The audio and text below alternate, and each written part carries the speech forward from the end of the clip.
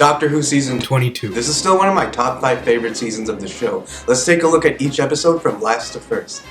Revelation of the Daleks. This is my least favorite episode of the season just because I find a lot of the side cast to be very cringy. Some of the location shooting looks absolutely amazing. A lot of it is very reminiscent of Caves of Androzani, I would say.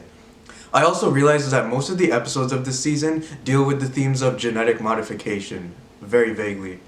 I always loved rewatching the confrontation between the Doctor and Davros. The last 20 minutes I think wraps up the story very well. And for its darker themes, I'm very impressed with the story. The next one up is Timelash. This is considered one of the worst stories, but I've rewatched this just as much as any good story. I really like this one. It's not an amazing story, I can really buy into the cheesiness. I really like how they utilize the idea of a time corridor. It's able to blend other planets with Earth history very interestingly. The story also utilizes the concept of astral projection in a very unique and intellectual way. The dialogue can be really fun, and I really like the underlying Beauty and the Beast type of theme message that it's going for.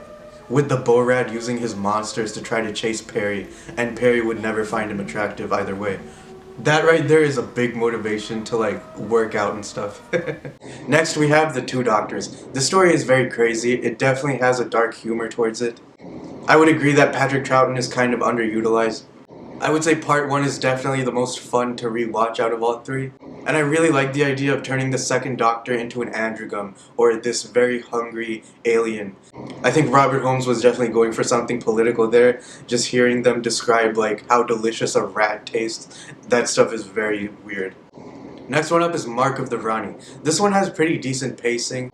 The mysterious tone of the story works kind of well, and for the most part you can buy into the Rani's villainous plot of extracting chemicals from the human brain.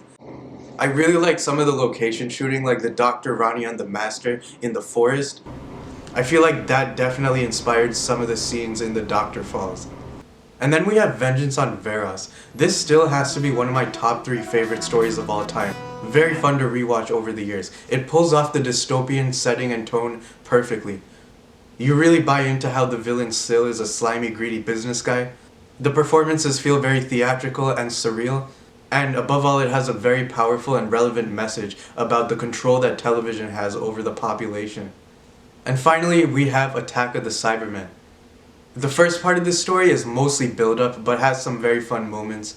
The Doctor and Peri are always very fun to watch together. Even in a story like Timelash, both of their presence make it very welcoming. I'm not a huge fan of the location shooting on Telos, just because it almost demystifies the planet. However, they definitely put a ton of effort into making it look realistic. The Cryons are a weird but interesting villain, and I absolutely love the location shooting in the Tombs, one of my favorite settings. That moment when the Doctor realizes that the Time Lord sent him to deal with this situation is kind of chilling. Thank you for watching this review, see you guys next time.